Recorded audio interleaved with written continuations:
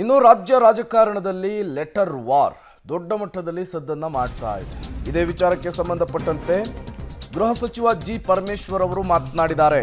ರಾಜ್ಯಪಾಲರು ಸರ್ಕಾರದ ಮಧ್ಯೆ ಪತ್ರ ಸಮರ, ರಾಜ್ಯಪಾಲರ ನಡೆಗೆ ಗೃಹ ಸಚಿವ ಪರಮೇಶ್ವರ್ ಟೀಕೆ.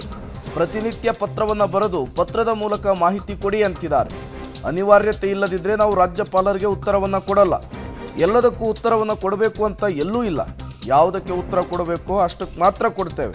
ರಾಜ್ಯಪಾಲರ ನಡವಳಿಕೆಯ ಬಗ್ಗೆ ಚರ್ಚೆ ಮಾಡ್ತೇವೆ ಅಂಥೇಳಿ ಜಿ ಪರಮೇಶ್ವರ್ ಅವರು ಹೇಳಿಕೆಯನ್ನು ಕೊಟ್ಟಿದ್ದಾರೆ. ಅಲ್ಲಿಗೆ ರಾಜ್ಯಪಾಲ ವರ್ಸಸ್ ರಾಜ್ಯ ಸರ್ಕಾರದ ನಡುವಿನ ತಿಕ್ಕಾಟ, ಸಂಘರ್ಷ ಮತ್ತಷ್ಟು ಜೋರಾಗುವ ಸೂಚನೆಗಳು ಸಿಗ್ತಾ ಇದೆ.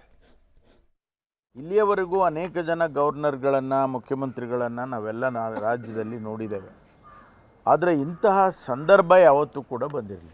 ಗೌರವಾನ್ವಿತ ರಾಜ್ಯಪಾಲರು ಪ್ರತಿನಿತ್ಯವೂ ಸರ್ಕಾರದ ಕೆಲಸಗಳ ಬಗ್ಗೆ ಅಥವಾ ತೀರ್ಮಾನಗಳ ಬಗ್ಗೆ ನನಗೆ ಮಾಹಿತಿ ಕೊಡಿ ಅಂತ ಕೇಳಿದ ಉದಾಹರಣೆನೇ ಇಲ್ಲ. ಯಾವಾಗಾದರೂ ಒಂದು ಸಾರಿ ಮುಖ್ಯಮಂತ್ರಿಗಳು ಹೋಗಿ ಬ್ರೀಫ್ ಮಾಡೋರು, ಚೀಫ್ ಸೆಕ್ರೆಟರಿ ಹೋಗಿ